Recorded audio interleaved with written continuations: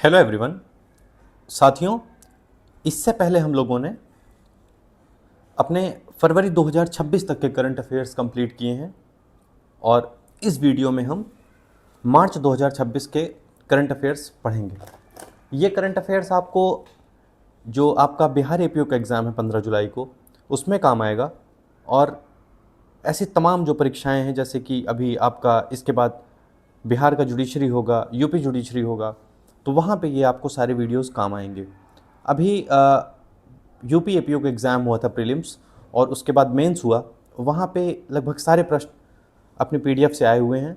अगर आप इसका प्रूफ देखना चाहते हैं, जो कि मैंने अपने ग्रुप में डाला हुआ है, तो आप टेलीग्राम पे सर्च करेंगे @UP जुडिशरी एपीओ, तो एक ग्रुप आएगा। उसमें लगभग आपको 7190 या 7200, ये संख्या लगभग बढ़ती रहती है, कभी कभी कम भी हो जाती है, एक दो बच्चे छोड़ देते हैं ग्रुप। तो ये संख्या आपको इसके आसपास मिलेगी। और इसमें जो इसका डीपी होगा, उसमें लोगों में जुरिस गाइडेंस लिखा होगा। तो आप वहाँ पे जाके इन सारी चीज़ों के प्रूफ्स देख सकते हैं। और अगर आप पीडीएफ चाहते हैं तो आपको इस नंबर पर व्हाट्सएप मैसेज करना होगा, तो आपको ये पीडीएफ मिल जाएगा वहाँ से। चलिए हम लोग अपना मार्च महीने का करंट अफेयर डिस्कस करते हैं। ये पीडीएफ दोनों भाषा में होगा, तो इससे आपको भाषा संबंधित जो चुनौतियां आ रही थी एक लंबे समय से, जो पिछले वीडियोस में आपको आई हुई हैं, तो वो आपको नहीं आएगा। अब जो भी वीडियोस होंगे वो सारे आपको दोनों भाषाओं में मिलेंगे, पीडीएफ्स। चलिए हम शुरू करते हैं अपना मार्च का करंट अफेयर। उत्तराखंड के बाद स्वतंत्र भारत में यूनिफॉर्म सिविल कोड विधेयक पारित करने वाला दूसरा राज्य कौन सा बन गया है? तो यह है गुजरात। यूनिफॉर्म सिविल कोड आपको पता है कि आर्टिकल 44 में है। हम बहुत ज़्यादा यहाँ पे बैकग्राउंड इन्फॉर्मेशंस, ये सब चीज़ें नहीं डिस्कस करेंगे। ये जैसे ही मैं अपनी वन लाइनर सीरीज़ कंप्लीट कर लूँगा, तो इसके बाद हम लोग अपना एक डिटेल्ड एनालिटिकल करंट अफेयर्स वाला वीडियो शुरू करेंगे। तो वहाँ पर आपको मैं मतलब सारी बैकग्राउंड की इन्फॉर्मेशंस बताऊँगा। फिर उसके बाद आपको कोई समस्या नहीं आएगी, चूँकि अभी बहुत सीमित समय है। 26 तारीख को बिहार पीसीएस का एग्ज़ाम है, 72वीं बीपीएससी, और अभी एपीओ का एग्ज़ाम है 15 जुलाई को। तो समय बहुत कम शेष है, 1 से 2 दिन का समय है। तो ऐसे में हम लोग जल्दी जल्दी अपना ये कंटेंट पूरा करेंगे। और जैसे ही मैं इसके बाद डिटेल्ड वीडियोस लेके आऊँगा, तो उसमें आपको इसकी पूरी बैकग्राउंड इन्फॉर्मेशन दूंगा। 2029 के चुनावों से पूर्व संसद में महिला आरक्षण लागू करने के संबंध में मुख्य तथ्य क्या हैं? तो इसके लिए 2011 की जनगणना को आधार माना जाएगा। लोकसभा की कुल सीटें बढ़कर 816 हो सकती हैं, जिनमें से 273 सीटें महिलाओं के लिए आरक्षित की जाएंगी। नेक्स्ट, 1920 के जल समझौते को हवाला देते हुए पंजाब सरकार ने किस राज्य से 1.44 लाख करोड़ रुपए के बकाये की मांग की है और भुगतान न होने पर पानी रोकने की चेतावनी भी दी है? तो ये राजस्थान को इन्होंने चेतावनी दी है, पंजाब ने, भगवंत सिंह मान ने। नेक्स्ट देखते हैं, हाल ही में विपक्षी सांसदों द्वारा पहली बार मुख्य चुनाव आयुक्त को पद से हटाने का नोटिस दिया गया है। इस प्रस्ताव पर कम से कम कितने सांसदों का हस्ताक्षर होना अनिवार्य है? तो लोकसभा से 100 सांसदों का और राज्यसभा से 50 सांसदों का। लोकसभा जो है हमारा लोअर हाउस है और राज्यसभा अपर हाउस है। लोकसभा में जो एज है वो 25 साल है, राज्यसभा के लिए 30 साल है और प्रेसिडेंट के लिए 35 साल है। ये एज गैप क्यों रखा गया है? क्योंकि जनरली, हालांकि किसी भी हाउस में किसी बिल को पेश किया जा सकता है, लेकिन ये एज गैप इसलिए रखा गया है 5-5 साल का, क्योंकि 5 साल का जो पीरियड होता है वो एक साइकोलॉजिकली एक मतलब माना जाता है कि इस समय में किसी भी कार्य को किया जा सकता है। जैसे पंचवर्षीय योजनाएं बनाई जाती थी, या फिर एक मेच्योरिटी लेवल में एक परिवर्तन आ जाता है। जैसे 1 से 5 साल तक किसी बच्चे का ब्रेन जो है सबसे ज़्यादा डेवलप होता है, तो जो 5 साल का समय नेचुरली साइकोलॉजिकली अच्छा समय माना जाता है।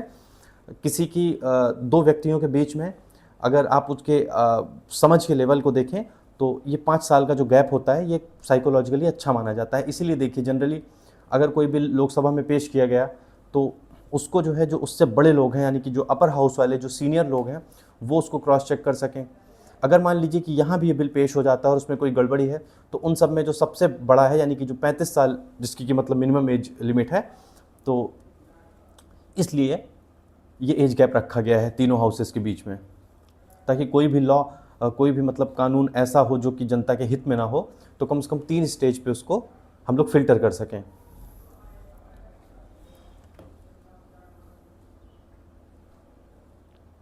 भारतीय संविधान का कौन सा अनुच्छेद मुख्य चुनाव आयुक्त को सर्वोच्च न्यायालय के न्यायाधीश के समान प्रक्रिया के माध्यम से हटाने का प्रावधान करता है? तो ये है आर्टिकल 324, विशेष रूप से आर्टिकल 324 क्लॉज 5, जो कि मुख्य चुनाव आयुक्त और चुनाव आयुक्तों को हटाने की प्रक्रिया से संबंधित है।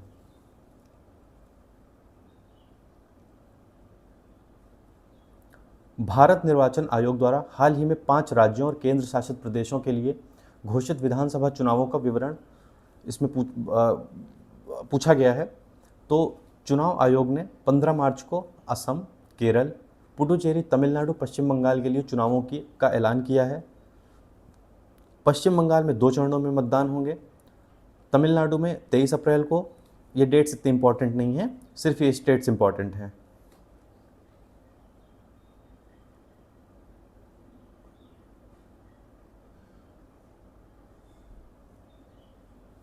मिजो भाषा को संविधान के 8वीं अनुसूची में सम्मिलित करने के लिए किस राज्य की विधानसभा ने एक प्रस्ताव पारित किया है? तो ये है मिजोरम।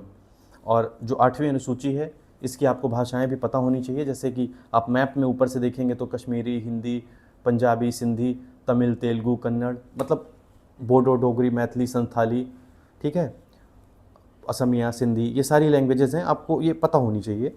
तो अभी फ़िलहाल इस प्रश्न का उत्तर है मिजोरम, चूँकि मिजो भाषा, तो मिजोरम बहुत आसान है। राजस्थान द्वारा माउंट आबू का नाम बदलकर क्या रखने की योजना की गई है? तो इसका नाम बदलकर आबू राज रखा जाएगा। और कुछ अन्य प्रस्तावित बदलाव हैं, जैसे कि कामांग का नाम कामवन, जहाजपुर का नाम यज्ञपुर किया जाएगा। नेक्स्ट देखते हैं, पश्चिम एशिया में जारी संघर्ष की कवरेज को देखते हुए भारत सरकार ने किस संस्था को टीवी समाचार चैनलों की टीआरपी रिपोर्टिंग को अस्थायी रूप से रोकने का निर्देश दिया है? तो ये है ब्रॉडकास्ट ऑडियंस रिसर्च काउंसिल। 16 वर्ष से कम उम्र के बच्चों द्वारा सोशल मीडिया के इस्तेमाल पर प्रतिबंध लगाने की योजना की घोषणा करने वाला पहला भारतीय राज्य कौन सा बन गया है? तो ये है कर्नाटक। और कोई देश पूछा जाए तो देश हो जाएगा ऑस्ट्रेलिया।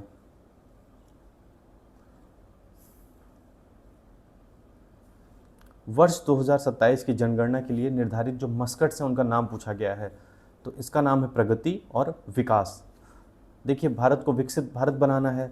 अब प्रगति जो है ये एक महिला है और विकास जो है ये एक पुरुष हैं। तो इन दोनों लोगों की इमेज है उस मस्कट में। मध्य पूर्व में युद्ध की स्थिति के कारण भारत सरकार ने किस कानून की आपातकालीन शक्तियों का प्रयोग करते हुए रिफाइनरियों को एलपीजी का उत्पादन बढ़ाने का आदेश दिया है? तो ये है आवश्यक वस्तु अधिनियम, यानी कि इसेंशियल कमोडिटीज़ एक्ट, ये 1955 का है। इसके अंतर्गत पेट्रोलियम प्रोडक्ट्स और इसके प्रोडक्शन और इसके भंडारण और आपूर्ति का रखरखाव आदेश 1992 लागू किया गया है। किस उत्तर पूर्वी राज्य की 10 ग्राम पंचायतों में प्रायोगिक आधार पर पायलट नारी अदालतें प्रारंभ की गई हैं? तो ये है त्रिपुरा। अब यहाँ पे क्या होगा कि जैसे नारियों से संबंधित जो मामले हैं तो वहाँ पे लोकल मतलब ग्राम पंचायत स्तर पे इस चीज़ों को देखा जाएगा और बहुत ही ये उम्दा प्रयास है।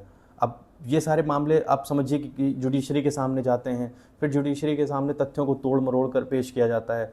क्या है कि जो लोकल के लोग होते हैं, आसपास के लोग होते हैं, जितना उन लोगों ने उस परिस्थिति को देखा होता है पूरे तरीके से, उतना और किसी ने नहीं देखा होता है। तो देखिए त्रिपुरा में पूरा आ रहा है, तो आप त्रिपुरा यहाँ पे ध्यान रखिएगा कि पूरी तरीके से कौन वाकिफ़ होता है एक एक कंडीशन से, एक एक जो घटनाएं हुई होती हैं। तो जो ग्राम के आसपास के लोग होते हैं, जो अपने आसपास के लोग होते हैं, वो बेहतर तरीके से जानते हैं।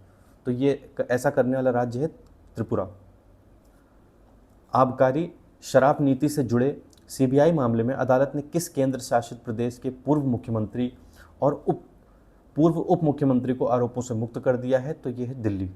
अरविंद केजरीवाल का मामला था, आप सभी लोगों को मालूम होगा, ज़्यादातर आपने देखा होगा, ज़्यादातर मीडिया चैनल्स और न्यूज़ चैनल्स ने इसको कवर किया है। केंद्रीय गृह मंत्रालय द्वारा भारत की प्रथम राष्ट्रीय आतंकवादी विरोधी नीति नेशनल काउंटर टेररिज्म पॉलिसी को क्या नाम दिया गया है? तो ये नाम दिया है इन्होंने प्रहार।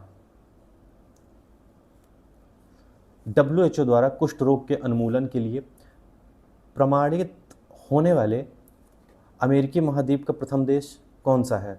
तो ये है चिली। यानी कि कुष्ठ रोग के उन्मूलन के लिए प्रमाणित होने वाला अमेरिकी महाद्वीप का पहला देश पूछा है, तो ये दक्षिणी अमेरिका का देश है। पेरू है, फिर चिली है, पेरू है, इक्वाडोर है, चिली है, ठीक है, तो यहाँ पे है चिली ऐसे दक्षिण अमेरिका में। याद कैसे रखे? देखिए आप समझिए कि किसी को कुष्ठ रोग हो गया है तो किसी ने उसको सलाह दी होगी कि यहाँ पे आप चिली लगाइए, मिर्च लगाइए। विश्व भर में बर्ड फ्लू के मामलों में वृद्धि के कारण किस खाड़ी देश ने भारत सहित 40 देशों से पोल्ट्री मीट और अंडों के आयात पर पूर्ण प्रतिबंध लगा दिया गया है? यानी बर्ड फ्लू से बचने के लिए ये किसने लगा दिया है? सऊदी अरब ने। क्योंकि ये बर्ड फ्लू बर्ड से होगा, तो अगर मान लीजिए कि वहाँ से कोई पोल्ट्री मीट आता है या फिर अंडे आते हैं तो फिर सऊदी अरब में भी वो चीज़ फैल जाएगी, तो इसलिए ये प्रतिबंध लगा दिया गया है। बर्ड फ्लू के संक्रमण के चलते किस राज्य के संजय गांधी जैविक उद्यान को फरवरी मार्च में एक सप्ताह के लिए आम जनता हेतु बंद कर दिया गया है? तो ये बिहार का है।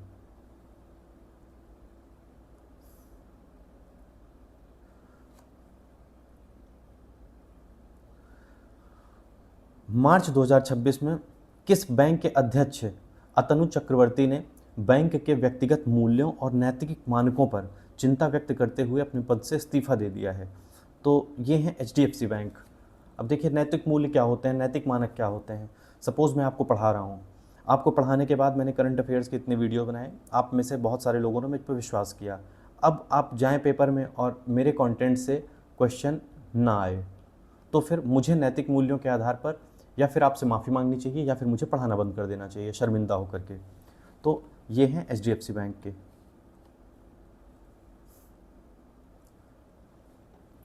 राष्ट्रपति द्वारा राष्ट्रीय पिछड़ा वर्ग आयोग के नए अध्यक्ष के रूप में किसे नियुक्त किया गया है?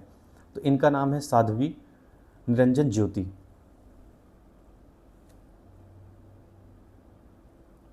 मार्च 2026 में त्यागपत्र देने वाले इंडिगो एयरलाइंस के मुख्य कार्यकारी अधिकारी कौन थे? तो इनका नाम है पीटर एल्बर्स। कैसे याद किया जाए? देखिए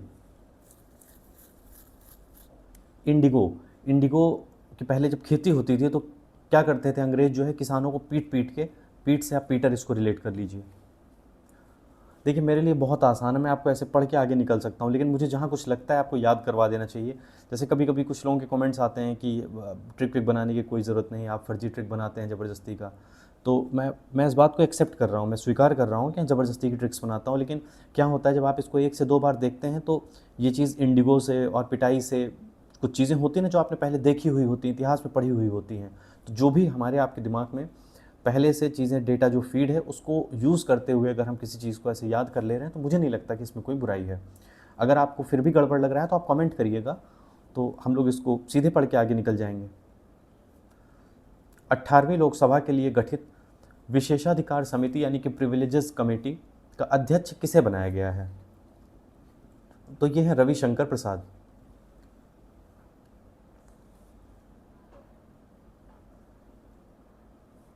गेल इंडिया लिमिटेड के नए चेयरमैन और प्रबंध निदेशक कौन बने हैं? तो इनका नाम है दीपक गुप्ता।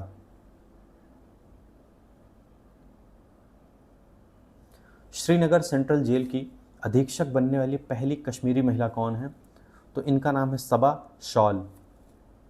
अब आप देखिए कश्मीरी शॉल कितनी फेमस होती है। अब सेंट्रल जेल में भाई ठंड होगी तो लोगों को शॉल बांटी जाएगी। राष्ट्रवादी कांग्रेसी नेता का राष्ट्रीय अध्यक्ष किसे निर्वाचित किया गया है? तो इनका नाम है सुनेत्रा पवार। सुनेत्रा पवार। ओपन एआई ने भारतीय मूल के किस अधिकारी को अपना चीफ पीपल ऑफिसर यानी कि मुख्य मानव संसाधन अधिकारी नियुक्त किया है? तो इनका नाम है अरविंद केसी। अब आप देखिए मानव संसाधन, मानव का मतलब आदमी। अब आप देखिए अरविंद जी की पार्टी कौन सी है? आम आदमी पार्टी। मानव और आम आदमी को आप रिलेट कर लीजिए तो आप आराम से कर सकते हैं, और वैसे याद हो जाए तो और भी अच्छा है। लिपुलेख दर्रा किस राज्य में स्थित है? आपको अच्छे से पता है कि माना, नीति, लिपुलेख ये तीनों दर्रे उत्तराखंड राज्य में स्थित हैं। नीति आयोग के राजकोषीय स्वास्थ्य सूचकांक में उत्कृष्ट ऋण प्रबंधन और वित्तीय अनुशासन के लिए किस राज्य ने शीर्ष स्थान प्राप्त किया है? तो इसमें शीर्ष स्थान प्राप्त किया है उड़ीसा ने, लगातार दूसरी बारी प्रथम स्थान पर रहा है। कारण क्या है? कारण ये है कि कम राजकोषीय घाटा जो जीएसडीपी का 1.7 से 2% है, और मजबूत स्वयं कर राजस्व। इस समय जो भारत का वो राजस्व घाटा का वो लक्ष्य रखा गया वो कितना है? 4.3%। पिछली बार कितना था? 4.4%। तो ये सब कुछ ऐसे महत्वपूर्ण डेटा होते हैं जो आपको ध्यान रखना चाहिए। जितना हमारा घाटा कम होता जाएगा उतना ज़्यादा हम फ़ायदे में जाते जाएंगे और उतना ज़्यादा हम बेहतर कार्य कर पाएंगे। और देखिए इसका एक ट्रेंड होता है, जैसे लंबे समय से मेनली आपको ऐसे तो आप आज़ादी के बाद से आप सारा आपको याद करना रहेगा तो आप नहीं याद कर पाएंगे। 2019-20 का समय था, ये वो समय है जिस समय कोविड नहीं आया था, इसके ठीक बाद कोविड आ गया था। तो कोविड के बाद सारी की सारी मतलब चीज़ों में बहुत बड़े बड़े परिवर्तन देखने को मिले, चाहे वो आर्थिक हो, चाहे वो हमारा सामाजिक वो हो, मतलब कहीं भी आप देखेंगे तो कोविड ने हर चीज़ को कहीं ना कहीं से बदलने का प्रयास किया। ठीक है, सामाजिक संबंधों में क्या परिवर्तन आए? देखिए लोग मर रहे थे और अपने जो उनके खास लोग थे वही उन सारे उसमें नहीं जा रहे थे, जो अंतिम संस्कार वगैरह होता है, जबकि इससे पहले ऐसा कभी नहीं देखा गया था। अब ये किस हद तक जस्टिफाइड है, किस हद तक नहीं, इस सब विषय में हम लोगों को नहीं जाना है, लेकिन मैं आपको सिर्फ ये बता रहा हूँ कि परिवर्तन देखे गए थे। 19-20 में भारत की जीडीपी कितनी थी? 4.6% थी। जब आप यूपीएससी का एग्ज़ाम देंगे, मेंस वगैरह देंगे, या प्री में कभी कभी ये ट्रेंड पूछ लिया जाता है कि लगातार जो हमारा ये राजकोषीय घाटा है कम होता रहा है या बढ़ता रहा है, या पहले जो है 2019-20 से पहले गिरा था और फिर और ज़्यादा हो गया, मतलब कुछ भी वो पूछ सकता है स्टेटमेंट। फिर उसके बाद इसके अगले साल कितना था? इसके अगले साल 9.2% था। उसके अगले साल ये घट के इस समय 9.2% घाटा क्यों हो गया था? क्योंकि इस समय कोविड था। 2020-21 की बात मैं आपको बता रहा हूँ, ठीक है। 2020-21 में कोविड आया था तो घाटा सबसे ज़्यादा हो गया था। फिर उसके बाद 6.7 हो गया था 21-22 में, फिर 6.5 हो गया था 22-23 में, फिर 5.5 हो गया था घट के 23-24 में, फिर 4.8 हो गया था 24-25 में। आप जब लगातार इसको पढ़ेंगे, मेंस के आंसर राइटिंग करेंगे तो आपको ये सारे डेटा याद हो जाएंगे। 2025-26 में कितना था ये? 2025-26 में मैंने आपको जैसे ये देखिए बताया था 4.4, और 2026-27 के लिए इसका अनुमान क्या रखा गया है? 4.3 रखा गया है। चलिए हम लोग अगला प्रश्न अपना डिस्कस करते हैं। केंद्र सरकार के आंकड़ों के अनुसार टेक्सटाइल एक्सपोर्ट के मामले में कौन सा राज्य शीर्ष पर रहा है? तो ये है तमिलनाडु। देखिए जो तमिलनाडु है, आंध्र प्रदेश है, ये सब जो राज्य हैं यहाँ पे जो मिट्टी वो पाई जाती है, तो ये यहाँ पे बहुत अच्छी मिट्टी पाई जाती है। कुछ काली मिट्टी और कुछ ऐसे मतलब जलवायु परिस्थितियाँ हैं कि यहाँ पर कॉटन का बहुत अच्छा वो होता है प्रोडक्शन।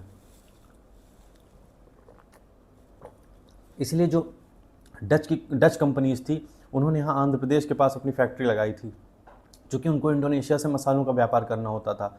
वो अपने यहाँ से पैसा नहीं लेके आते थे, यहाँ से कपड़ा खरीद के इंडोनेशिया में कपड़ा बेचते थे और इंडोनेशिया से मसाले लेकर के सीधे चले जाते थे डच या नीदरलैंड, ठीक है, नीदरलैंड। तो इस तरीके से आप याद रखना तमिलनाडु। भारत सरकार द्वारा मर्चेंटाइज ट्रेड इंडेक्स का आधार वर्ष 2012-13 से बदलकर क्या कर दिया गया है? तो ये 2022-23 कर दिया गया है।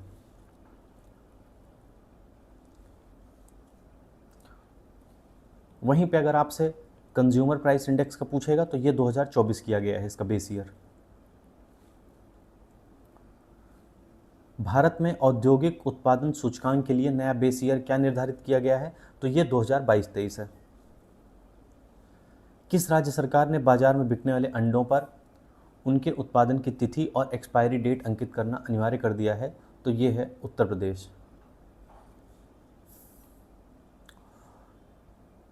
ये इन्फ्लेशन रेट्स आपको सिर्फ और सिर्फ याद रखने हैं, जून के आपको मैं याद करवाऊंगा। भारत सरकार ने प्रेस नोट, देखिए ये मैं आपको इसलिए नहीं याद करवा रहा हूँ क्योंकि ये आपका हर मंथ का इंपॉर्टेंट नहीं है। जिस मंथ में आपका एग्जाम हो उस मंथ का और उससे एक महीने पहले का आपको याद करना है। भारत सरकार ने प्रेस नोट 3 2020 के FDI नियमों में संशोधन किया है। चीन सहित सीमावर्ती देशों के निवेश के संदर्भ में नया प्रावधान क्या है, तो 10% तक की गैर नियंत्रणकारी यानी नॉन कंट्रोलिंग हिस्सेदारी वाले कुछ विशिष्ट निवेशों को ऑटोमेटिक रूट यानी स्वचालित मार्ग से अनुमति दे दी गई है। ठीक है, ये कुछ विशिष्ट इन्वेस्टमेंट्स हैं जिनको स्वचालित मार्ग से अनुमति दे दिया गया है, जो कि 10% तक की नॉन कंट्रोलिंग हिस्सेदारी वाले निवेश हैं।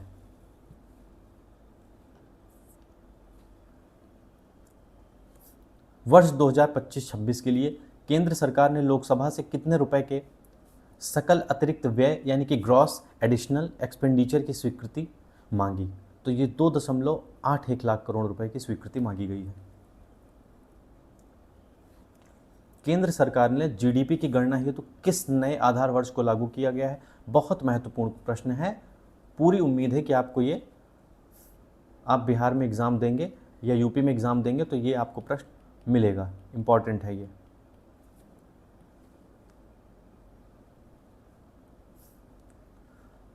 ये GDP की गणना के लिए ये आधार वर्ष क्यों माना जाता है किसी एक साल को, इससे क्या होता है ना, इससे हमें रियल GDP पता चलती है कि हमें मतलब हमारा रियल कितना हम आगे बढ़े हैं। चूँकि पहले से आप तुलना करेंगे किसी वर्ष से तो आपको बेहतर पता चलेगा कि आप कितना, आप मतलब आपने कितना आपका प्रोडक्शन बढ़ा है। अगर आप उसी ईयर से तुलना करेंगे जिस ईयर में आपने किया है तो आपको इतना पता चल जाएगा कि मान लीजिए कि आपने 120 कार बनाई, ठीक है, तो अब आपको ये तो पता है कि आपने 120 कार बनाई, लेकिन अगर पिछले वर्ष आपने 100 कार बनाई होंगी तब आपको पता चलेगा कि हाँ आपने 20 कारें ज़्यादा बनाई। पिछले वर्ष अगर आपने 150 कारें बनाई होंगी तो आपको पता है कि आपने 30 कारें कम बनाई। इसीलिए एक बेस ईयर लिया जाता है ताकि पिछले वर्ष से तुलना किया जा सके। तो ये बेस ईयर 2022-23 माना जा रहा है, अब माना जाएगा। क्यों ये वर्ष चुना गया है, क्योंकि आपको मैंने अभी बताया था कि जो GDP कोविड के समय में GDP हमारी 9% के आसपास चली गई थी, लेकिन उसके बाद GDP में सुधार हुआ जब एक नॉर्मल उसमें हम लोग पहुँचे, यानी कोविड से 2 साल बाद 2022-23 में, तो तब से इस आधार वर्ष को लागू किया गया। हालांकि इसमें थोड़ी सी गलती है, अगर इसको 2023-24 करते तो ये और बेहतर रहता, क्योंकि इस समय तक भी हम लोग इतना ज़्यादा नहीं रिकवर कर पाए थे। लेकिन अब सरकार की पता नहीं क्या मंशा है, क्योंकि इनको पता है अच्छे से कि ये समय जो था ये कोविड का समय था। अब कोविड के समय में हमारा प्रोडक्शन ऑब्वियस सी बात है ख़राब रहा होगा, तो आज की डेट में अगर इस समय से हम तुलना करेंगे तब तो अगर हमको थोड़ा बहुत भी बना लेंगे तो हमें लगेगा कि नहीं नहीं हमारी GDP बहुत आगे जा रही है। तो थोड़ी सी गलती हुई है सरकार से, लेकिन ठीक है, अब जो है वो हमें पढ़ना है ऐसे ही 22-23।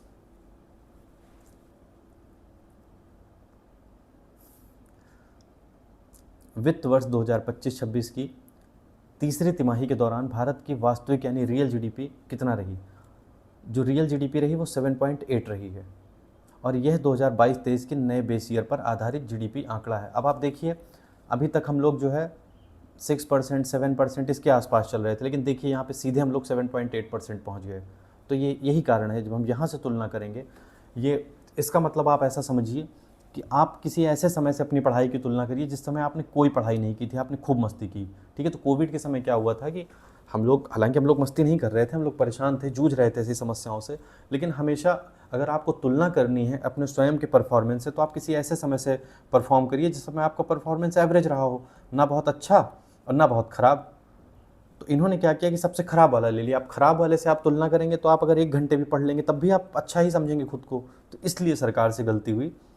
हम लोग अभी इकोनॉमिक्स की क्लास शुरू करेंगे, इसके बाद शायद मैं हिस्ट्री पढ़ाऊंगा, ज्योग्राफी पढ़ाऊंगा और इकोनॉमिक्स पढ़ाऊंगा। मैं आपको वहाँ पे सारी चीज़ें एकदम क्लियर कर दूंगा। केंद्र सरकार के निर्देशानुसार अप्रैल 2026 से पूरे देश में बिकने वाले पेट्रोल में कितने प्रतिशत एथेनॉल और कितना रिसर्च ऑक्टेन नंबर होना अनिवार्य कर दिया गया है? तो ये है 20% एथेनॉल मिश्रण और 95 रिसर्च ऑक्टेन नंबर।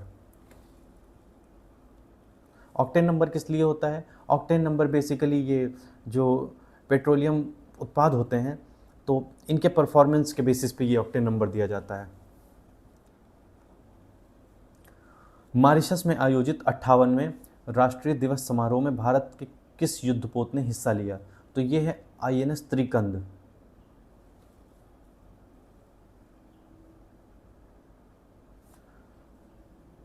IOS सागर जो कि मार्च 2026 में शुरू हुआ, इस पहल के दूसरे संस्करण का मुख्य उद्देश्य क्या है?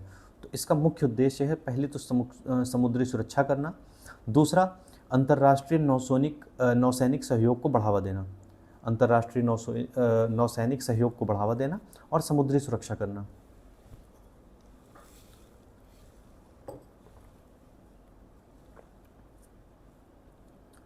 इंडियन ओशन नेवल सिंपोजियम की अध्यक्षता हाल ही में किसने ग्रहण की? तो भारतीय नौसेना ने ग्रहण की है।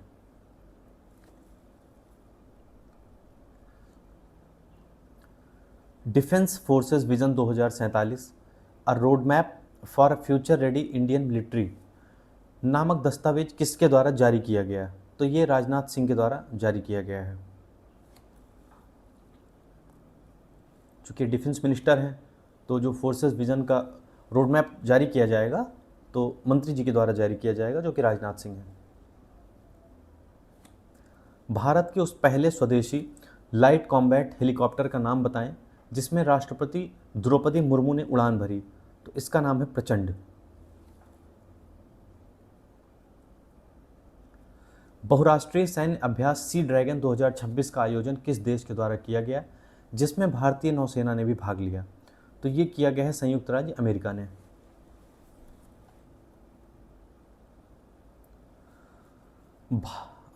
मार्च 2026 में भारत और किस देश के मध्य लामितीय सैन्य अभ्यास का आयोजन किया गया है? तो ये है सेशेल्स। ईरान का युद्धपोत आइरिस देना किस भारतीय बहुराष्ट्रीय युद्धाभ्यास से लौट रहा था और उसी समय क्या किया था कि अमेरिकी नौसेना ने उस पर हमला कर दिया था? इसका नाम है मिलन। मार्च 2026 में मुलगांव केलबाई पेठ महोत्सव का आयोजन भारत के किस राज्य में किया गया? तो ये राज्य है गोवा।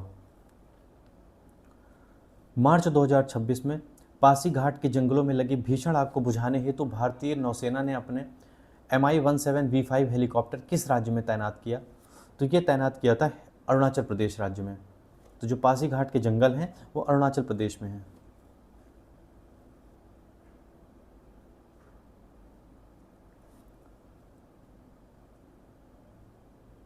रायसीना डायलॉग 2026 में मुख्य अतिथि के रूप में शामिल होने वाले अलेक्जेंडर स्टब किस देश के राष्ट्रपति हैं? तो ये हैं फिनलैंड के। कैसे याद किया जाए? तो देखिए कोई टब है छोटा सा, उसमें कोई बच्चा फन कर रहा है, आराम से खेल रहा है उसमें कूद कूद के, कोई बाथ टब है वहाँ पे।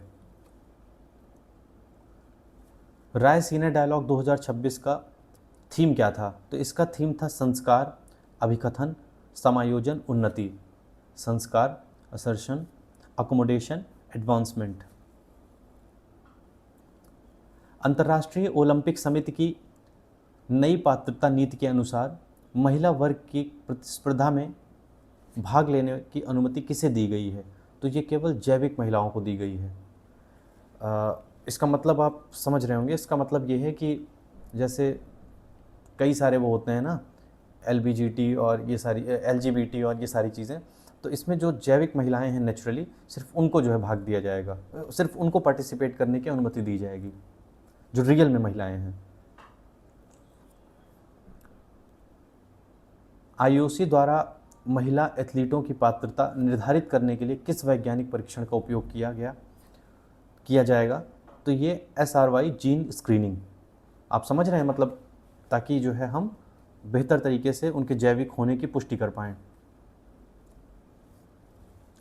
T20 अंतर्राष्ट्रीय क्रिकेट में अपने डेब्यू मैच में शतक लगाने वाली विश्व की पहली महिला खिलाड़ी कौन बनी? तो इनका नाम है फैनी उतागु शिमानिंडे। फैनी उतागु शिमानिंडे, ये रवांडा की खिलाड़ी हैं। फैनी उतागु शिमानिंडे। वर्ल्ड इंडोर एथलेटिक्स चैंपियनशिप 2028 की मेजबानी का अधिकार किस देश को मिला है? तो यह मिला है भारत में। यह आयोजन उड़ीसा की राजधानी भुवनेश्वर के कलिंगा स्टेडियम कॉम्प्लेक्स के इंडोर स्टेडियम में होगा। इंडियन वेल्स ओपन में पुरुष एकल का खिताब किसने जीता है? तो इनका नाम है Jannik Sinner.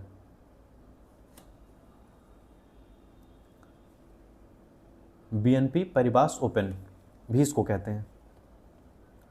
Indian Wales open के महिला एकल का खिताब जीतने वाली कौन रही जो है, उनका क्या नाम है? उनका नाम है आर्यना सबालेंका।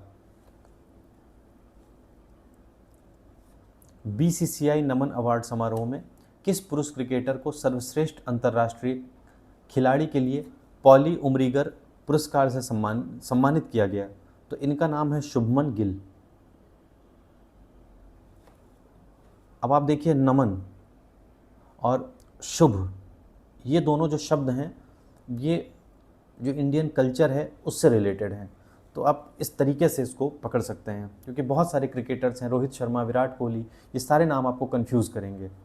लेकिन अगर आपको नमन और आप शुभ ये दोनों शब्द पकड़ लेंगे तो आप पकड़ पाएंगे कि आपका सही आंसर क्या है। बीसीसीआई नमन अवार्ड्स में सर्वश्रेष्ठ अंतर्राष्ट्रीय महिला क्रिकेटर का पुरस्कार किसे मिला है? तो इनका नाम है स्मृति मंधाना। यहाँ पे भी देखिए, आपको वैसे ही इसको भी पकड़ना है। नमन, अगर कोई आपको मतलब नमन करता है तो एक तरीके से है ना कि आपकी परमानेंट स्मृति में चला जाता है।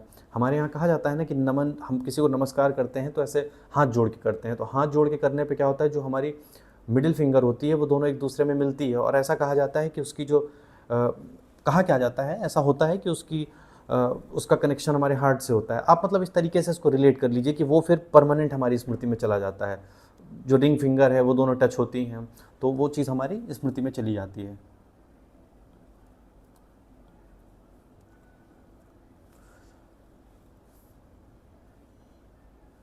World para athletics grand prix 2026 पुरुषों के हाई जंप यानी कि T63 श्रेणी में स्वर्ण पदक किसने जीता? तो इनका नाम है शैलेश कुमार। अब देखिए, हाई जंप की बात हो रही है। हाई का मतलब काफ़ी ऊंचाई। काफ़ी ऊंचाई पे क्या होते हैं? शैल होती हैं, चट्टानें होती हैं, माउंटेन्स होते हैं। तो शैल से आप शैलेश याद कर लेंगे। ऑस्ट्रेलियाई ग्रैंड प्रिक्स 2026 फार्मूला 1 का खिताब किसने अपने नाम किया है? तो इनका नाम है जॉर्ज रशेल। जॉर्ज रशेल, ये मर्सिडीज टीम के ड्राइवर हैं। रणजी ट्रॉफी का खिताब किसने जीता है? जम्मू कश्मीर ने। भारत के किस एयरपोर्ट को सर्वश्रेष्ठ आगमन हवाई अड्डा श्रेणी में एयरपोर्ट सर्विस क्वालिटी अवार्ड 2025 के लिए चुना गया है? तो इसका नाम है मंगलुरु अंतर्राष्ट्रीय हवाई अड्डा। अब सर्वश्रेष्ठ आगमन के लिए क्यों चुना गया? अब देखिए, सर्वश्रेष्ठ इसलिए इसको बोला जा रहा है कि कोई आया और उसने कुछ मांग लिया और उसको तुरंत मिल गया। या फिर दूसरी चीज़ आप ऐसे याद कर सकते हैं कि सब कुशल मंगल रह जाता है। मंगल, मंगल मीन्स सब कुछ अच्छा, कुशल। इस तरीके से आप उसको दिमाग में अपने रख सकते हैं। ब्रिक्स CCI WE यानी कि annual women summit women empowerment trail blazer award से किसे सम्मानित किया गया है? तो इनका नाम है Kalpana Soren.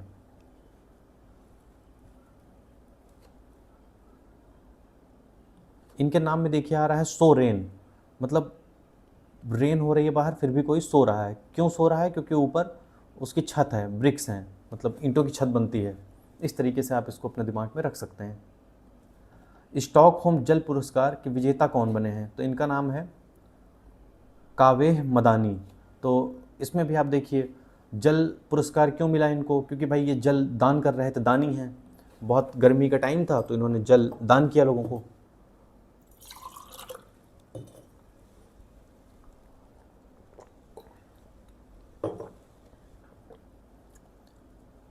Mark Liton history price 2026 किसने जीता है? तो इनका नाम है William Dalrymple. William del Rimple.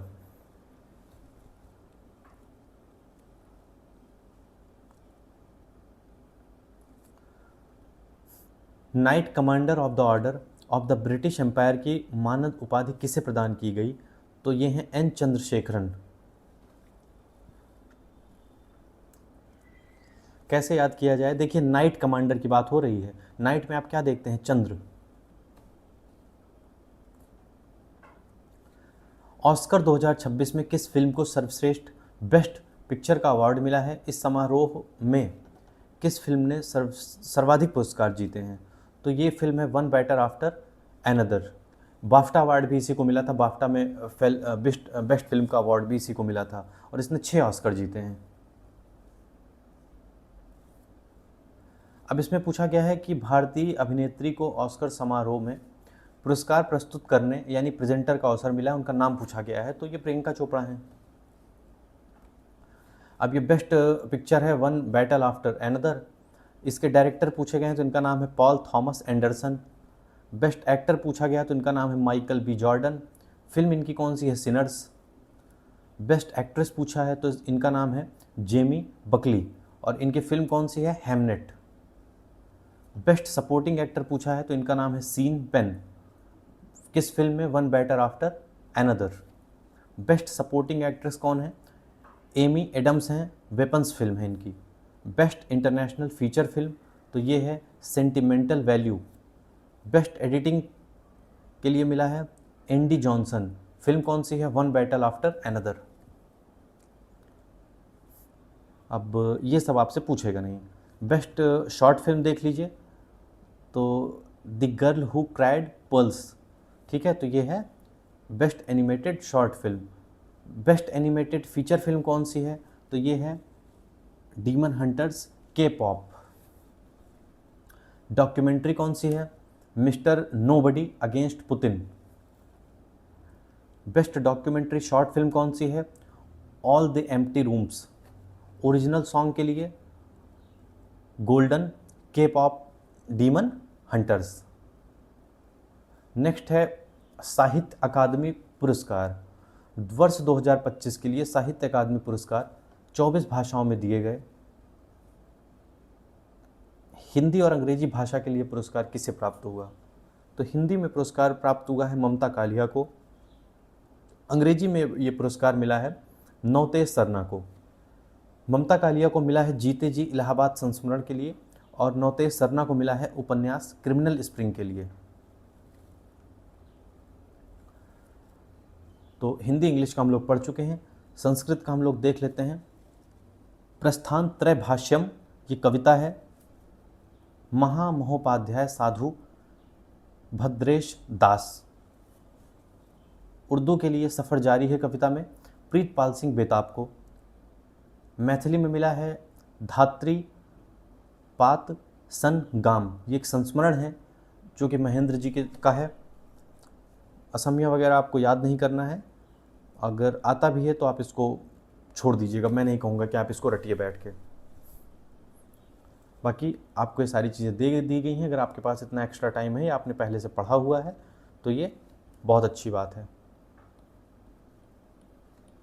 चलिए हम लोग देखते हैं अपना अगला क्वेश्चन। ये सारा आप एक बार देख लीजिएगा अगर आपके पास समय हो, बाकी मैं आपको ये नहीं रिकमेंड करूँगा। ग्लोबल टेररिज्म इंडेक्स के मुताबिक आतंकवाद से प्रभावित देशों की सूची में भारत का स्थान कौन सा है? तो भारत का स्थान है 13वां। अब इसमें पूछा गया है कि इस इंडेक्स में सर्वाधिक आतंकवाद प्रभावित देश कौन सा है? तो ये है पाकिस्तान। अब वर्ल्ड हैप्पीनेस इंडेक्स में भारत की रैंकिंग पूछी है तो ये है 116। यहीं 2025 में 118वें स्थान पे था। मेरे हिसाब से ना ये दुनिया का सबसे अच्छा और सबसे इम्पॉर्टेंट इंडेक्स है। जब मैं आपको इकोनॉमिक्स पढ़ाऊँगा तो इंडियन इकोनॉमी तो आपको ये सारी चीज़ें मैं आपको बहुत अच्छे से बताऊँगा और मैं अभी ये बताना चाहता हूँ, लेकिन ठीक है, हम ये अपनी करंट अफेयर्स की जो रिवीजन सीरीज़ है इसको कंप्लीट करके फिर एक एनालिटिकल सब्जेक्ट शुरू करेंगे जो पढ़ाने में मुझे भी इंटरेस्ट आए और आपको भी मतलब अच्छा लगे। अब इसमें पूछा है दुनिया का सबसे सुखी देश कौन सा है हैप्पीनेस इंडेक्स में, तो ये हमेशा फिनलैंड रहता है। और इसको फिन की जगह पे आप फन पढ़िए, फन मतलब खुशी। संयुक्त राष्ट्र की किस रिपोर्ट में बताया गया है कि सोशल मीडिया के कारण युवाओं की खुशी कम हो रही है? तो ये है वर्ल्ड हैप्पीनेस रिपोर्ट, बिल्कुल सही रिपोर्ट है। हुरून ग्लोबल रिच लिस्ट के अनुसार विश्व के सबसे अमीर व्यक्ति एलन मस्क। दुनिया भर में नारियल प्रोडक्शन में कितने प्रतिशत हिस्सेदारी के साथ भारत सबसे बड़ा उत्पादक देश बन गया है? और ये है 30.37%। अब यही गड़बड़ हो रहा है भाई, नारियल सारा एक्सपोर्ट करके और यहाँ वालों को गंदे गंदे नारियल पानी पिलाए जा रहे हैं। भारत ने किस देश की टीम को हराकर T20 विश्व कप 2026 का खिताब अपने नाम किया है? तो ये न्यूजीलैंड को हराया है फाइनल में।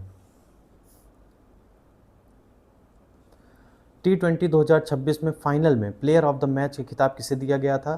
तो ये दिया गया था जसप्रीत बुमराह को, और यहीं संजू सैमसन को प्लेयर ऑफ द टूर्नामेंट चुना गया था। All England open badminton championship 2026 के पुरुष वर्ग में कौन से भारतीय खिलाड़ी उपविजेता रहे?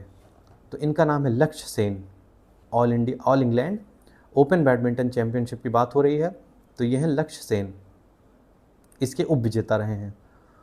वर्ल्ड ओबेसिटी फेडरेशन के वर्ल्ड ओबेसिटी एटलस 2026 के मुताबिक ओवरवेट और मोटापे से ग्रस्त बच्चों की संख्या के मामले में भारत किस स्थान पे है? तो भारत दूसरे स्थान पे है। गृह मंत्रालय की रिपोर्ट के अनुसार 31 मार्च 2025 तक केंद्र सरकार के किस कानून के तहत 1,11,185 संदिग्ध ऑनलाइन कंटेंट ब्लॉक किए गए? तो ये IT एक्ट के सेक्शन 79 क्लॉज 3 के तहत इसको ब्लॉक किया गया है। क्लास 9 से 12 तक के छात्रों के डिजिटल उपयोग को लेकर किस राज्य ने ड्राफ्ट पॉलिसी जारी की है जिसमें शाम के बाद इंटरनेट बंद करने की भी सिफारिश की गई है? तो ये है कर्नाटक राज्य। बहुत ही अच्छा, बहुत ही शानदार फैसला रहा है ये। मार्च 2026 में वैज्ञानिकों ने शनि ग्रह की कक्षा में 11 नए चंद्रमा खोजे हैं। अब शनि के चंद्रमाओं की कुल संख्या कितनी हो गई है? तो ये हो गई है 285 माइनर प्लैनेट सेंटर की रिपोर्ट के अनुसार। अपने लूसेंट को अपडेट कर लीजिएगा।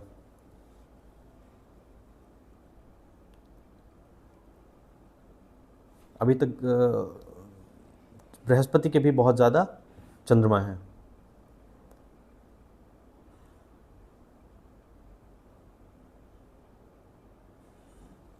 केंद्र सरकार ने नेशनल क्वांटम मिशन के अंतर्गत, अब ये जो नेशनल क्वांटम मिशन है ये सब डिटेल में पढ़ाने वाली चीज़ है, अंतर्गत मार्च 2026 में 23 संस्थानों में क्वांटम लैब स्थापित करने की मंजूरी दी। यह मिशन किस वर्ष शुरू किया गया था? तो ये मिशन 2023 में शुरू किया गया था। भारत के किस नेविगेशन सिस्टम सैटेलाइट की एटॉमिक क्लॉक फेल हो गई है जिससे स्वदेशी GPS प्रणाली के सामने संकट पैदा हो गया है? तो इसका नाम है नाविक सैटेलाइट IRNSS 1F।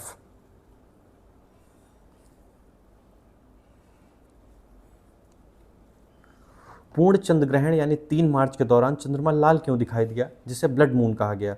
चूँकि ये पृथ्वी के वायुमंडल द्वारा सूर्य के प्रकाश के रिफ्लेक्शन से लाल वेवलेंथ की किरणें चंद्रमा तक पहुंचती हैं, तो उसी के कारण ये जो है लाल दिखाई दिया।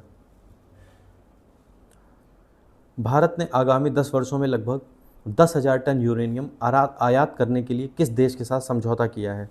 तो ये समझौता किया है कनाडा के साथ। कनाडा कहाँ है? कनाडा है उत्तरी अमेरिका देश है। अब आप जब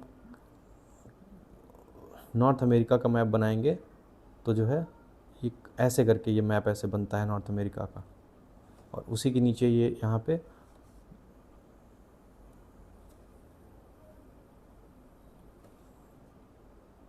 ये आपका नीचे साउथ अमेरिका है, उसी के ये आपकी मैक्सिको की खाड़ी है जिसका नाम अब हो गया है अमेरिका की खाड़ी। ये आपका ऊपर कनाडा है सबसे पुराना, ये बीच में USA है, ये मैक्सिको है, फिर ये मध्य अमेरिकी देश हैं छोटे छोटे ग्वाटेमाला, होंडुरास, ये सारे ये कैरिबियन देश हैं, जमैका, और तमाम देश हैं, कैरिबियन कंट्रीज़ हैं यहाँ पे।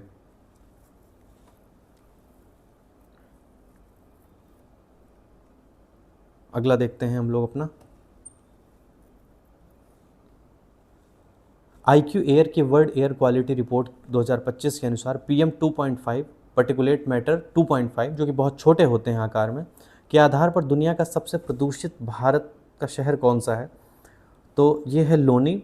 ये गाजियाबाद ज़िले का एक छोटा सा शहर है। गाजियाबाद किस नदी के किनारे है? हिंडन नदी के किनारे है। और हिंडन नदी बहुत ही ज़्यादा प्रदूषित हो गई है। तो इन सारे रिवर्स को अब आप समझ लीजिए कि डेड रिवर्स घोषित किया जाएगा। हालांकि उत्तर प्रदेश सरकार ने अभी 75 ज़िलों में हर ज़िले में एक एक नदियों को जीवित करने की योजना पर काम करना शुरू किया है, लेकिन ये काम बहुत कठिन है। बिना जनता के इसमें शामिल हुई ये चीज़ नहीं हो सकती है। ये बात जनता और सरकार दोनों को शायद नहीं पता है, इसी वजह से ये चीज़ हमेशा और वर्स्ट होती जा रही है।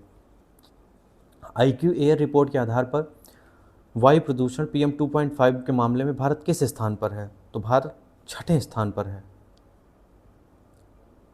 पहले स्थान पर Pakistan, Bangladesh, Tajikistan.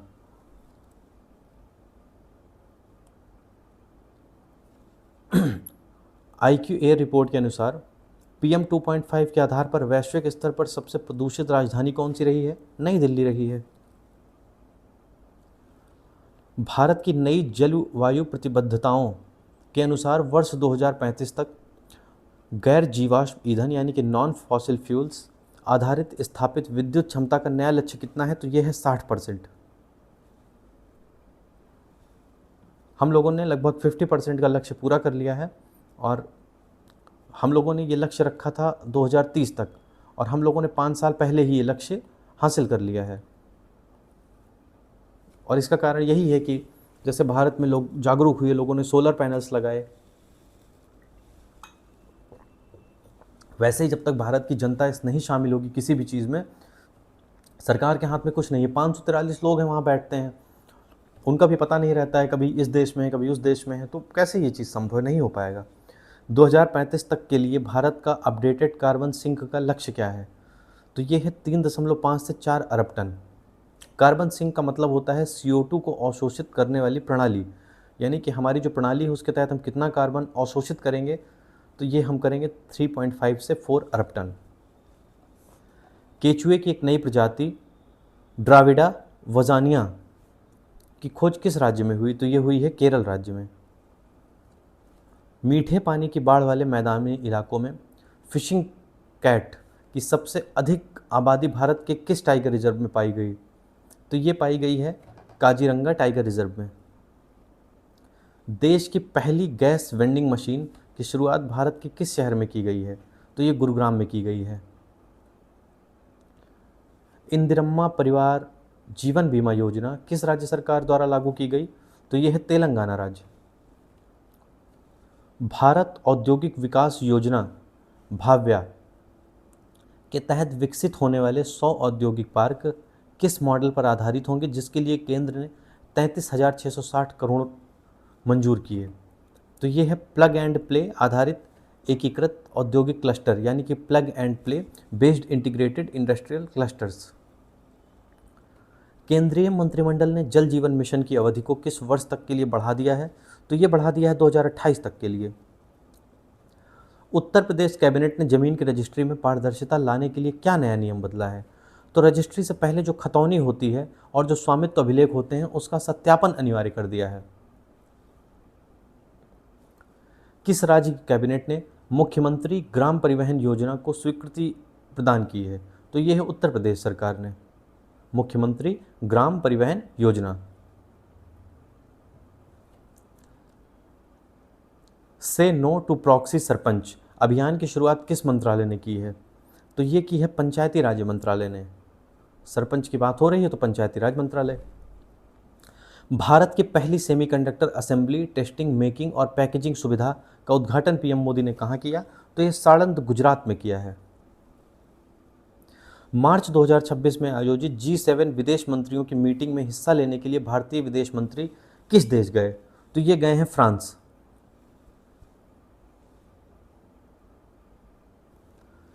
World economic forum के उस तत्कालीन अध्यक्ष का नाम बताएं जिन्होंने एपस्टीन फाइल में नाम सामने आने के बाद इस्तीफा दे दिया। तो इनका नाम है बोर्गे ब्रेंडे।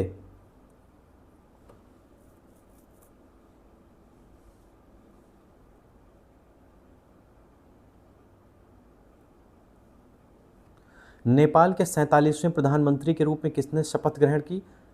तो ये हैं बोलेन शाह। बालेन शाह। भारत में ही इनकी पढ़ाई हुई है, हालांकि भारत विरोधी बयान बहुत ज़्यादा देते हैं और इसी के कारण वहाँ पर चर्चित हैं और फेमस हैं। प्रशांत महासागर क्षेत्र के किस देश ने अमेरिकी नेतृत्व वाले देशों से एमुनिशन यानी गोला बारूद असेंबली और प्रोडक्शन लाइन के लिए फंडिंग का आकलन करने की सहमति दी है, जिस पर चीन ने चेतावनी भी जारी की? तो ये है फिलीपींस देश।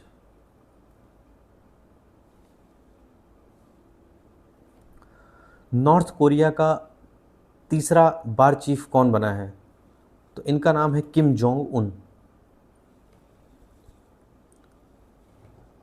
पश्चिम एशिया यानी मध्य पूर्व युद्ध के संदर्भ में किस देश ने मीडिएटर की भूमिका निभाई है? तो पाकिस्तान इसमें मीडिएटर की भूमिका निभा रहा है। दुनिया के उस सबसे बड़े गैस फील्ड का नाम क्या है जहां इजरायल के हमले के बाद ईरान की जवाबी कार्रवाई से वैश्विक गैस तेल बाजार में खलबली मच गई? तो इसका नाम है South Pars gas field. Donald Trump ने किस स्ट्रेट को खुलवाने के लिए सहयोगी देशों और चीन से युद्धपोत भेजने की अपील की? अब इस अपील में क्या हुआ कि जो ज़्यादातर देश हैं उन्होंने अस्वीकार कर दिया। तो आप सभी को पता है कि ये स्ट्रेट ऑफ हॉर्मुज की बात हो रही है। ईरान युद्ध के दौरान अमेरिकी रक्षा मंत्री द्वारा इस्तेमाल किए गए शब्द नो क्वार्टर को लेकर अंतर्राष्ट्रीय बहस छिड़ गई। इस शब्द का क्या अर्थ है? शत्रु सैनिकों को मार डालना, किसी को युद्धबंदी न बनाना। मार्च 2026 में अमेरिका ने खार्ग आइलैंड पर सैन्य हमला किया। यह द्वीप किस देश का हिस्सा है? तो यह है ईरान का। ईरान का लगभग 90% तेल निर्यात इसी द्वीप से होता है। उन्होंने इस काम के लिए इस द्वीप को अलग से सुरक्षित रखा हुआ है ताकि कल को कोई दुर्घटना हो, कुछ हो, तो जो उनकी मुख्य ज़मीन है उस पर नुकसान न पहुँचे। कोई हमला करे तो फिर जो ईरान है वो सुरक्षित रहे। अयातुल्ला अली खामनेई की मृत्यु के पश्चात ईरान का सर्वोच्च नेता किसे नियुक्त किया गया है? तो इनका नाम है मोज्तबा खामनेई। मिडिल ईस्ट युद्ध के बीच भारत ने किस ईरानी जहाज को कोच्चि में रुकने की अनुमति प्रदान की? तो इसका नाम है आइरिस लावन। नेपाल के संसदीय चुनावों में किस नेता के नेतृत्व वाली राष्ट्रीय स्वतंत्र पार्टी ने बहुमत हासिल किया? तो बालेन शाह की पार्टी ने बहुमत हासिल किया है। वहाँ के सिंगर हैं, भारत में ही इनकी पढ़ाई लिखाई हुई है। मध्य पूर्व युद्ध के दौरान चर्चा में आए ग्रेविटी बम की मुख्य खासियत क्या है? तो यह बिना इंजन का गोला बारूद होता है जो विमान से गिराए जाने के बाद केवल ग्रेविटी और एरोडायनेमिक्स के सहारे अपने लक्ष्य तक पहुंचता है। यानी ग्रेविटी और एरोडायनेमिक्स का यूज़ करके अपने लक्ष्य तक पहुंचने में सक्षम है, इसीलिए बहुत चर्चा में रहा ग्रेविटी बॉम्ब। किस देश के प्रधानमंत्री डेनिसे मिरालेस ने मार्च 2026 में इस्तीफा दे दिया? तो यह है पेरू की प्रधानमंत्री।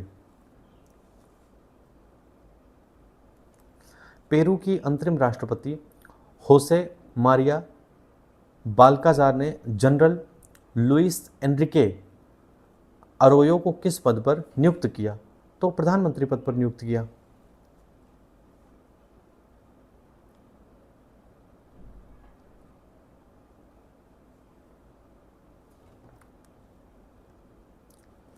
ईरान के उस तत्कालीन सुप्रीम लीडर का नाम क्या था जिनकी हत्या इजरायल और अमेरिका द्वारा किए गए मिसाइल हमलों में हो गई?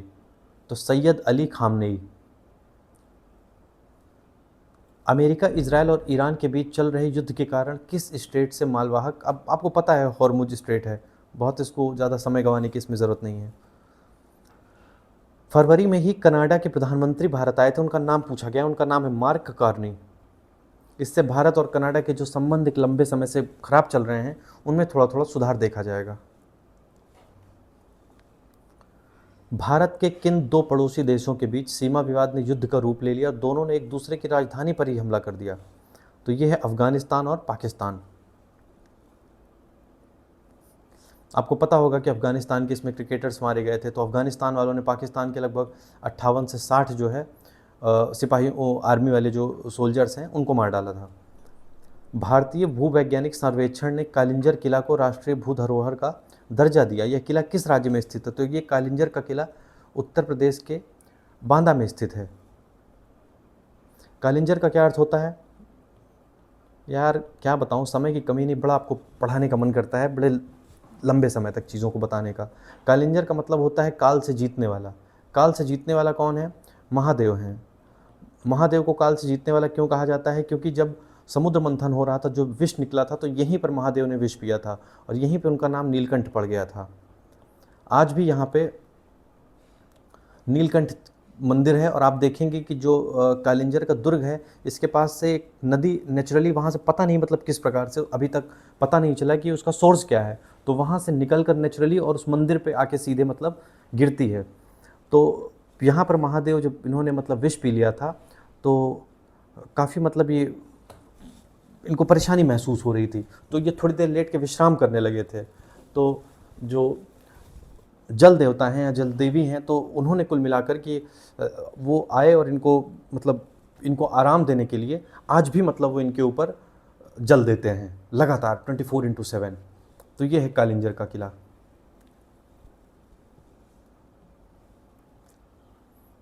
अब ये निधन से संबंधित कुछ तथ्य हैं। तो पहला है के एन पाणिक्कर।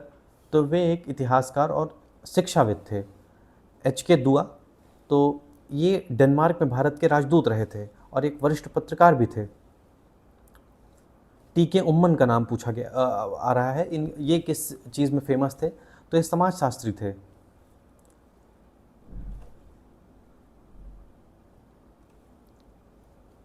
अगला है आर नल्ला कन्नू। तो ये एक वरिष्ठ नेता थे और कम्युनिस्ट पार्टी से भी जुड़े हुए थे ये। 1 मार्च को कौन कौन से दिवस मनाए जाते हैं? तो 1 मार्च को विश्व नागरिक सुरक्षा दिवस मनाया जाता है और विश्व समुद्री घास दिवस मनाया जाता है। इस बार विश्व नागरिक सुरक्षा दिवस की थीम क्या थी? एक मजबूत और टिकाऊ भविष्य के लिए पर्यावरण से जुड़े जोखिमों का मैनेजमेंट। 3 मार्च को जो महत्वपूर्ण कौन कौन से दिवस मनाए जाते हैं और उनका थीम क्या है? तो विश्व वन्य जीव दिवस मनाया जाता है। इसका थीम क्या था? औषधि और सुगंधित पौधे, स्वस्थ विरासत और आजीविका का संरक्षण। और WHO द्वारा विश्व श्रवण दिवस भी मनाया जाता है। इसका थीम क्या है? कम्युनिटी से क्लासरूम तक सभी बच्चों के लिए हियरिंग केयर। नेक्स्ट है विश्व मोटापा दिवस और निरस्त्रीकरण जागरूकता दिवस कब मनाया जाता है? तो ये मनाया जाता है 4 मार्च को। इसकी थीम क्या है? मोटापे पर कार्रवाई करने के लिए 8 अरब कारण। वहीं निरस्त्रीकरण और अप्रसार जागरूकता के लिए अंतर्राष्ट्रीय दिवस 5 मार्च को मनाया जाता है। 7 से 10 मार्च के बीच आयोजित होने वाले सारे दिवस हम लोग देख लेते हैं। तो 7 मार्च को जन औषधि दिवस, 8 मार्च को अंतर्राष्ट्रीय महिला दिवस, इसकी थीम क्या है? दान से लाभ। 10 मार्च को CISF स्थापना दिवस, फिर 10 मार्च को अंतर्राष्ट्रीय महिला न्यायाधीश दिवस। और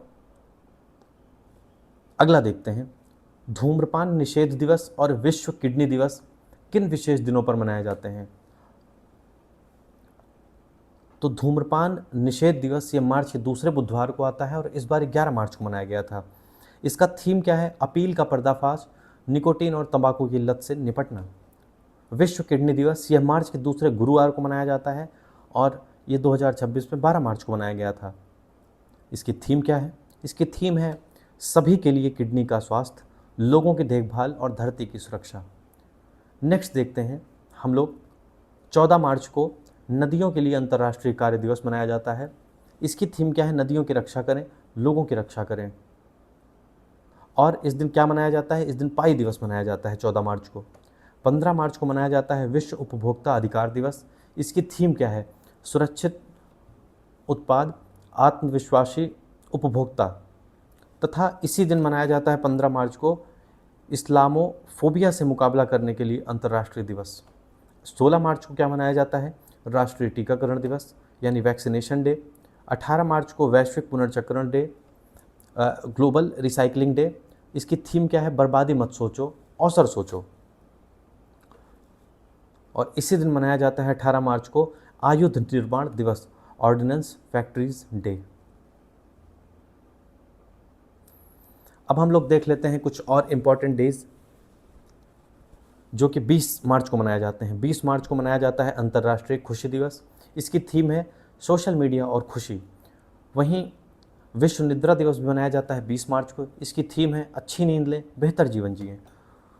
विश्व गौरैया दिवस भी 20 मार्च को ही मनाया जाता है। 21 मार्च को मनाए जाने वाले अंतर्राष्ट्रीय दिवस कौन कौन से हैं? तो 21 मार्च को अंतर्राष्ट्रीय वन दिवस मनाया जाता है। इसका थीम है वन और अर्थव्यवस्थाएं। वहीं 21 मार्च को ही नस्लीय भेदभाव के लिए उन्मूलन का अंतर्राष्ट्रीय दिवस मनाया जाता है। 21 मार्च को ही विश्व कविता दिवस मनाया जाता है। 21 मार्च को विश्व डाउन सिंड्रोम दिवस मनाया जाता है। इसका थीम है अकेलेपन के विरुद्ध साथ मिलकर। वहीं 21 मार्च को ही विश्व कठपुतली दिवस भी मनाया जाता है। 22 मार्च को हम लोग देख लेते हैं विश्व जल दिवस मनाया जाता है, जो कि बहुत इंपॉर्टेंट है और इसका थीम भी बहुत इंपॉर्टेंट है, वाटर एंड जेंडर। इसको आपको अलग से ध्यान देना है। और बिहार दिवस भी मनाया जाता है। इसका थीम है उन्नत बिहार, उज्जवल बिहार। 23 मार्च को भगत सिंह, सुखदेव और राजगुरु का शहीद दिवस मनाया जाता है। 23 मार्च 1931 को ये लोग शहीद हुए थे। वहीं विश्व मौसम विज्ञान दिवस मनाया जाता है 23 मार्च को। इसी के साथ थीम क्या था? थीम है इसका आज का अवलोकन और कल की सुरक्षा। तो यहीं से हमारे मार्च के करंट अफेयर्स समाप्त हुए। और बिल्कुल जैसा मैंने आपको वादा किया था, आपके बिहार एपीयू एग्ज़ाम्स से पहले आपको बिहार एपीयू एग्ज़ाम्स का मतलब 15 जुलाई से पहले आपको मैं सारे के सारे करंट अफेयर्स जुलाई से पहले के यानी जून 2026 के सारे करंट अफेयर्स मैं आपको प्रोवाइड करवा दूंगा। ये मार्च का वीडियो है। इसके बाद वीडियो कौन कौन सा बच रहा है? अप्रैल बच रहा है, मई बच रहा है और जून बच रहा है। तो ये तीनों वीडियोस भी आपको मिल जाएंगे। और आज की ही डेट में मैं अप्रैल और मई तो मैं आज ही कर दूंगा।